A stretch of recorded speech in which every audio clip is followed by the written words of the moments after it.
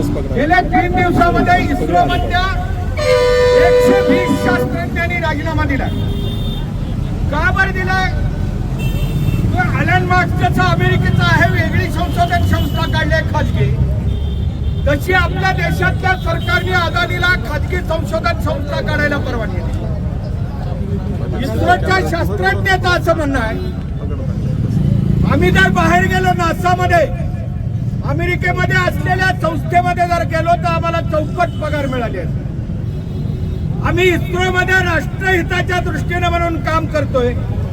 तुम्ही खाजगी संस्था काढून आम्हाला पर्याय उभा करताय, मग आम्ही नोकऱ्या कशासाठी करायच्या? म्हणून ते गेल्या 4 दिवसाच्या 120 शास्त्रज्ञांनी राजीनामा दिलाय.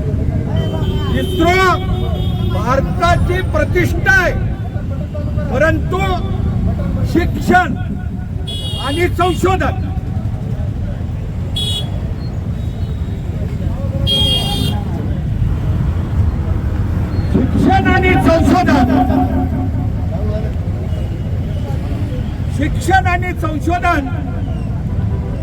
दोन्हीच्या दोन्ही सरकार खाजगीकरण करते.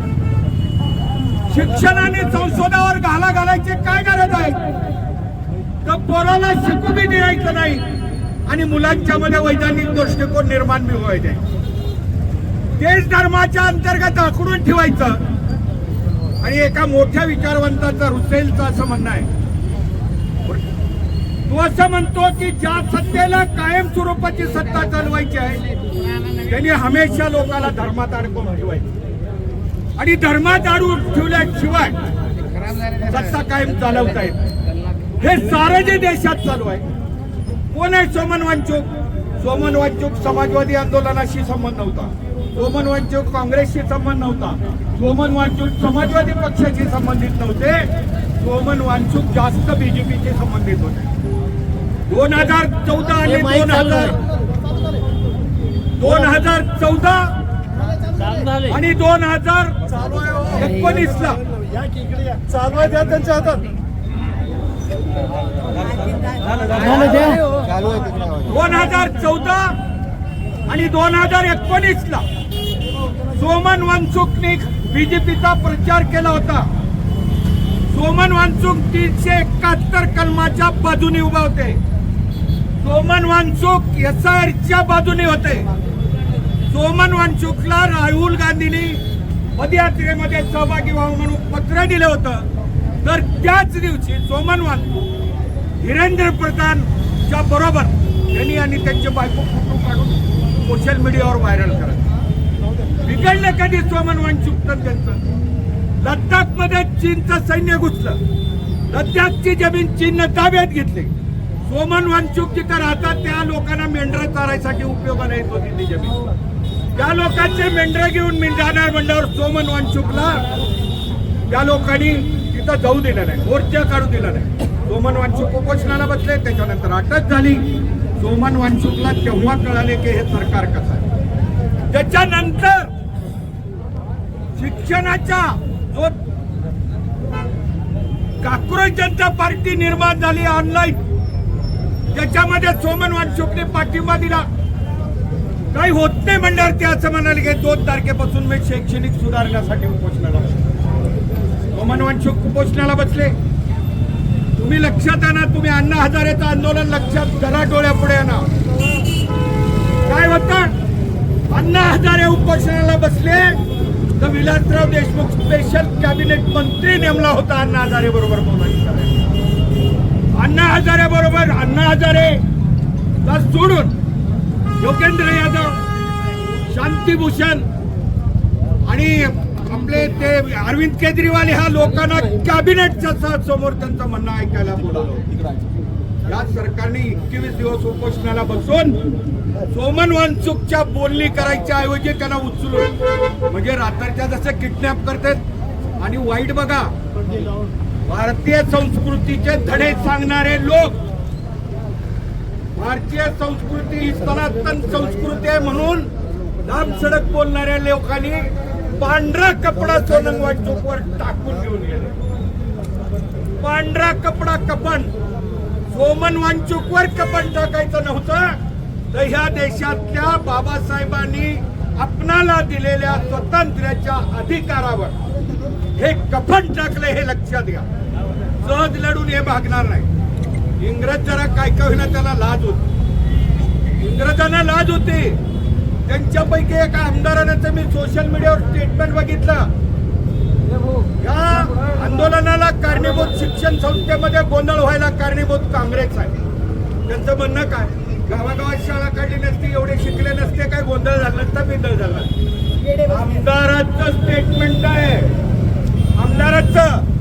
आणि बीजेपीचा आमदार संघाचा बांधलेला असतो आणि संघाची जी भूमिका आहे तेच आमदार पुढे रेटत असतात, हे लक्षात घ्या. भारतातल्या एकाही युनिव्हर्सिटीमध्ये बिगर संघाचा व्हाईस चान्सलर नाही, एकाही युनिव्हर्सिटीमध्ये. काँग्रेसच्या काळात कम्युनिस्ट राहायचे, सारेच पक्षाचे राहिले, तरी बी आपल्याला लक्षात येणं गेले. शाळा बंद पडल्या गप बसलो, कारखाने बंद पडले गप बसले, पोरं बेकार होत आहेत, नोकऱ्या मिळत नाहीत, पोरं बी गप बसले. कोरोनाच्या काळात टाळ्या वाजवा म्हणले, टाळ्या वाजवलो. दिवे लावा म्हणले, दिवे लावलो.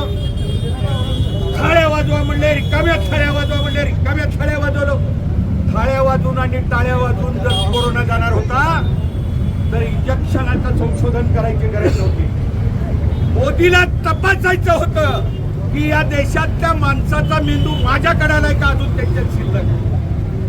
त्याला कळायला ह्यांचा मेंदू नाही आणि म्हणून सारे उलट सांगत असतात. तरी मी तुम्ही बघा, या संपूर्ण आंदोलनामध्ये सोशल मीडियावर राहुल गांधी कस का मोर्चाला गेले, राहुल गांधी कस का गेले, राहुल गांधी कस का गेले हे विचारायचं होते, पंतप्रधान कस का गेले हे विचारायची कुणाची हिंमत नाही झाली. अधिकार पंतप्रधान आणि राहुल गांधी का बरं गेले, त्याला सतत बदनाम करायचं, राहुल गांधीला बदनाम करायचं.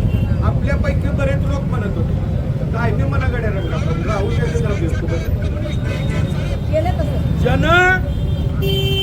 ज्या माणसाने जगातल्या टॉप 2 युनिव्हर्सिटीमध्ये एमफिल केलंय ते माणूस खूप, आणि गेल्या 20 वर्षापासून ज्याच्या डिग्रीचा पताच लागला गेलाय ते माणूस भारतात. एवढा गाढवपणा आपल्या हातातून झालाय, दुष्टते नाही नालायक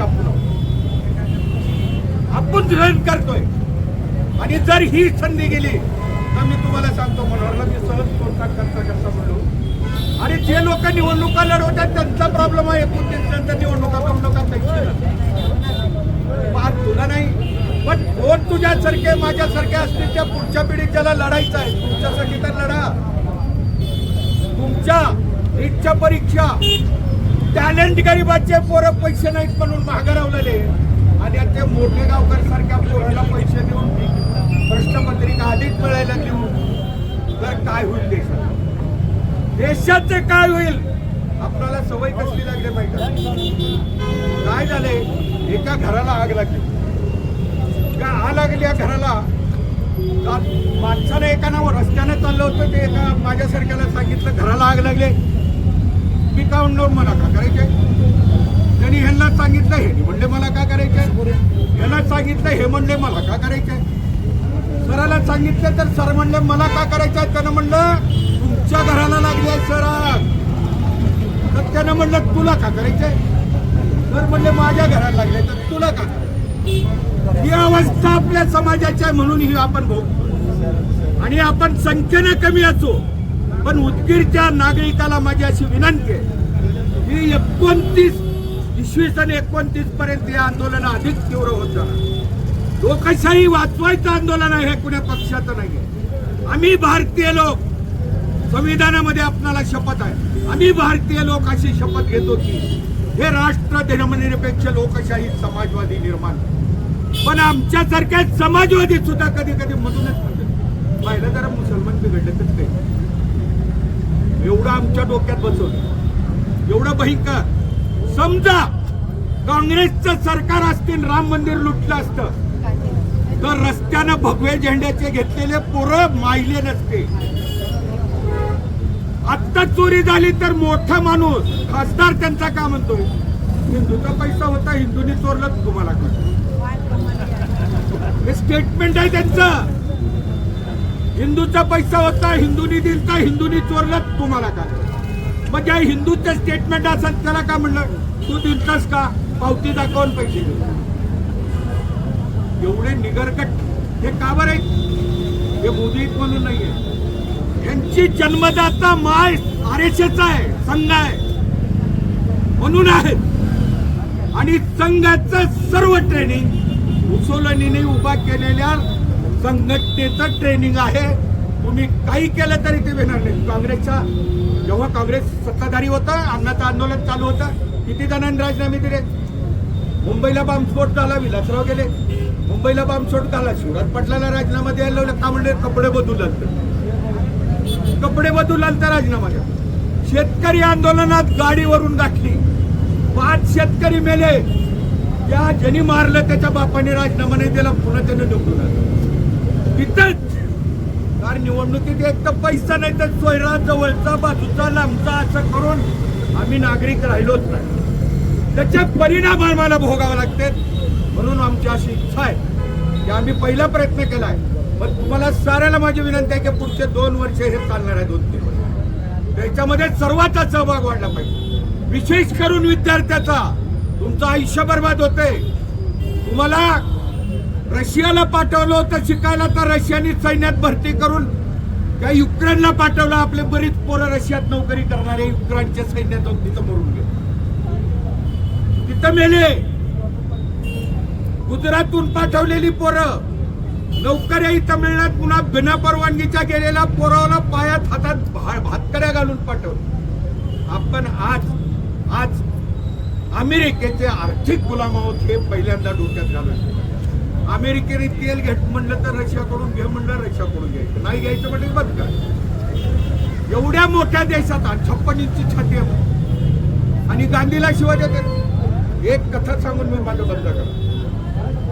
गांधी पंचम जॉर्जला भेटायला बोलवलं. गांधीला पंचम जॉर्ज जो 2/3 जगावर राज्य करत होता, तो राजाने निमंत्रण दिलं गांधीला. गांधी भेटायला जाताना ड्रेस कोड पाठवला, त्याला हे ड्रेस घालून यावं लागेल भेटायला. गांधी हाताने विणलेला पंचा गुंडाळला, हाताने शिवलेली चप्पल पायात घेतली, हातात काटे घेतली, निघाले. दारात पत्रकार उभा राहिले होते. त्यांनी विचारले ऐसा क्या निघते? त्यांनी का म्हणावं? हमारे लिए जितने रखे थे उतने पहन के निघते. पंचम जॉर्जनी विचारल्यावर म्हणला, आमच्याच देशातल्या सर्व लोकांचे कपडे तुम्ही अंगावर घातल्यामुळे जे उरले होतं त्याच्यातलं घालून आले. अर्थशास्त्र. गांधीने सांगितलं की आमचे कपड्याचा व्यापार तुम्ही पूर्ण बसवला, हे त्याचं वैशिष्ट्य होतं. आणि त्या गांधीला आपण शिवाय गांधीला मारल्यानंतर 170 पेक्षा जास्त देशामधले झेंडे खाली उतरवले होते जगातल्या देशात. म्हणजे गांधीला शिवाय द्यायचं, नेहरूला शिवाय द्यायचं, आंबेडकराला शिवाय देता येत नाही, मजबुरी आहे म्हणून. पण त्यांचं संविधान बंद पडत राहील आम्ही न बोलतो. आणि आंबेडकरांच्या व आमचे नेते रामदास आठवले आमच्या बरोबर फिरलेले. भाजप कसा चांगला? तुला फक्त चाटायला मिळालं म्हणून भाजप चांगलं कशाला म्हणत? तुला खायला मिळालं म्हणून कशाला म्हणत? लोकांच्या हलकायत ही अवस्था आपल्याला साऱ्याला बघावं लागेल. आणि माझी अशी विनंती की या मोर्चात तुम्ही सहभागी व्हावं. आपण शिवाजी पुतळ्याला राऊंड मारून इथे निवेदन देणार आहोत. साऱ्यांनी वेळ काढायचा, घडी बघायची नाही. आणि ज्याला घडी बघायची सवय त्यांनी घडी माझ्याकडे यायची. कारण आता घडी राहिली नाही. आता वाईट घडी आहे, चांगली घडी बघायच्या भानगडीत पडायचं नाही. एवढं बोलून मी माझं